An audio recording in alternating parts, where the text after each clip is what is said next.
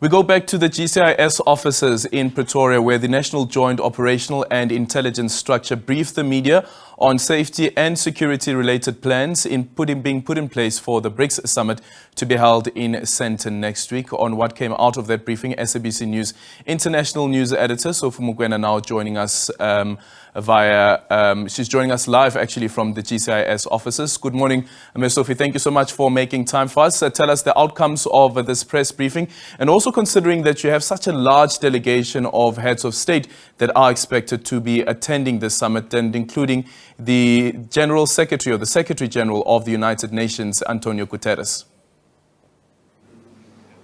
Well, of course, as you pointed out, Aldrin, you are expecting a number of heads of state and government visiting our shores, but that would include other high-profile leaders, including the Secretary of the United Nations, Antonio Guterres, and therefore the security will be very strong, and it is a real logistical nightmare for the security cluster. But earlier on, General Lieutenant Musikidi speaking about all systems go and a strong deployment in terms of land, sea, including the air. And therefore, I am going to speak to him to give us a summary of state of readiness in relation to the security, because you must ensure that nothing goes wrong in terms of the security of the important guests who will be in the country. Good morning, very difficult task. When I spoke to the official from DERCO yesterday, he pointed out that they expect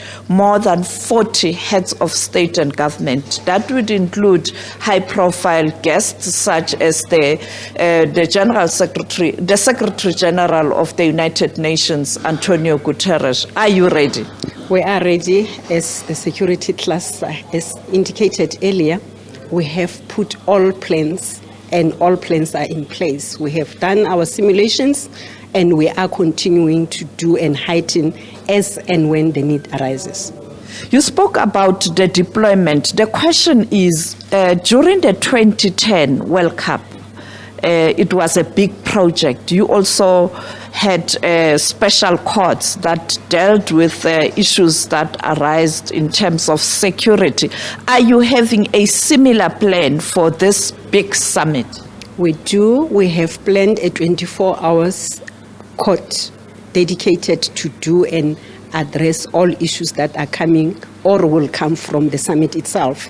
We want to ensure that when visitors leave the country, they leave the country with all their cases being processed through the court system. We have courts dedicated for this, and we do have prosecutors and investigators that are dedicated to do the investigation and process all cases as they will come. This is not the first time South Africa is hosting international conference. We've had the summit in Durban. We've had many at the very same venue. But in terms of where we are currently looking at the global challenges and security challenges, what's in plan in terms of the land, the sea, and the air, in terms of ensuring that the airspace is also secured?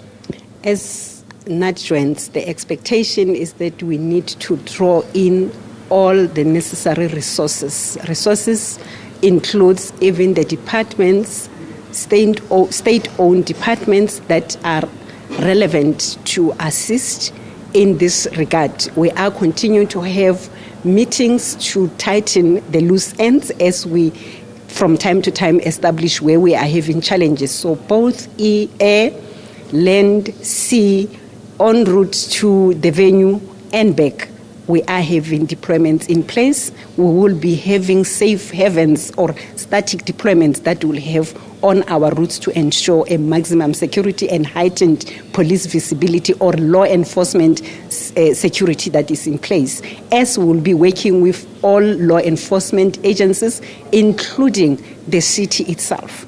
Johannesburg as a city has put up the city security plan that we are going to be monitoring. We are going to be operating as of tomorrow, full time.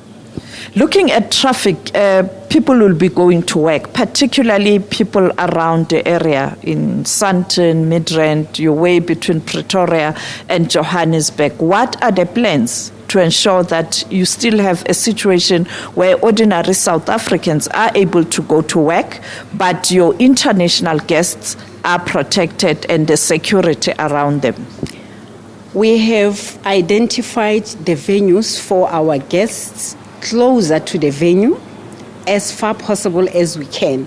However, as I've indicated, that all law enforcement agencies in the country, and especially in Gauteng, are on board. We will ensure the traffic management, on en route management, and there is a deployment. I can assure South Africans that we will put all measures to ensure that they do travel safely to their work and back, and those that want to do their errands, there will be a deployment to do so. Thank you so much for your time.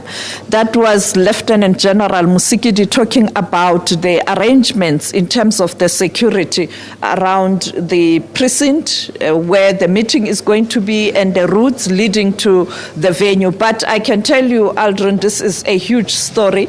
As you are aware, possibly one of the biggest gathering since the start of the Ukraine war, and therefore the issues of security are quite important. We know that this is the biggest BRICS summit that we've ever witnessed, because you have so many leaders who have been invited from the continent, the developing South. You also have high-profile leaders visiting our shores. That would include the UN Secretary General. This is the first time the UN Secretary General is attending the BRICS summit, and we expect him to touch on issues that are related to the trade and the economy around the world, the climate change, and of course he is also going to weigh in on issues of peace and security in the region and on the continent and worldwide. And therefore this is a real big gathering, and President Ramaphosa has his work cut out. When I spoke to the official from DERCO yesterday, he pointed out that the president has been hands-on.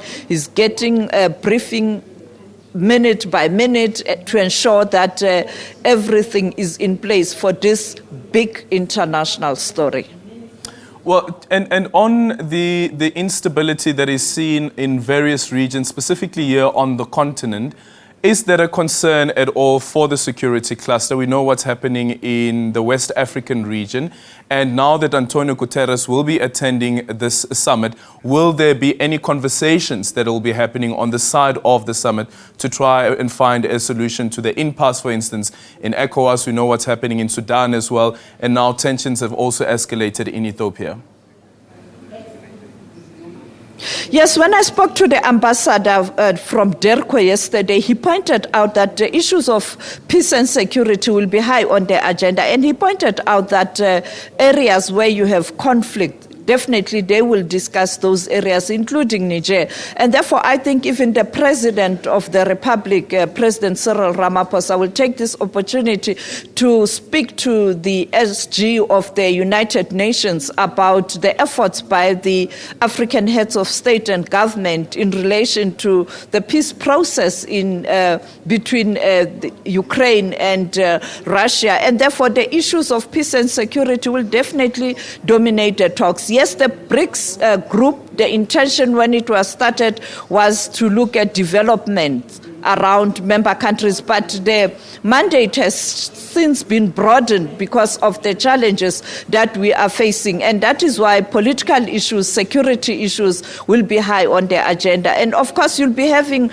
leaders from the continent. I know that the president of Nigeria, who is currently the chair of ECOWAS, will be in the country. I spoke to his spokesperson last week, and he did confirm that he will be in the country. And therefore, there's no way leaders will not engage him on issues that are related to security. The president of Mozambique will be around. The issue of Cabo Delgado will be discussed. And I am certain that the president of the DRC and others in the Great Lakes region will be around. And therefore, on the margins of this summit, the issues of peace and security in the Great Lakes region will be discussed. The issue of the security in Sudan, these are are issues of interest, particularly to the UN chief, because as you know that when the UN was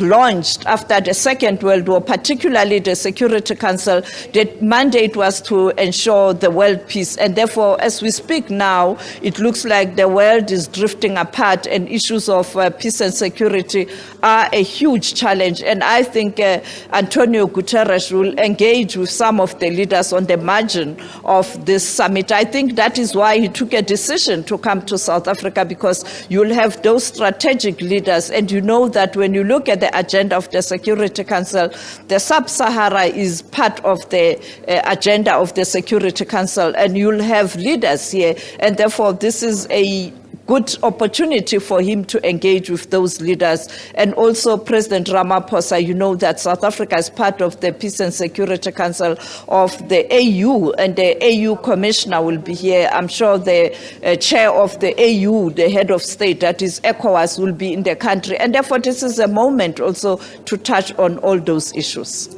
Thank you so much for your time. SABC International News Editor there, Sophie Mokoena, on the security ahead of the BRICS Summit, of course, that is taking place next week.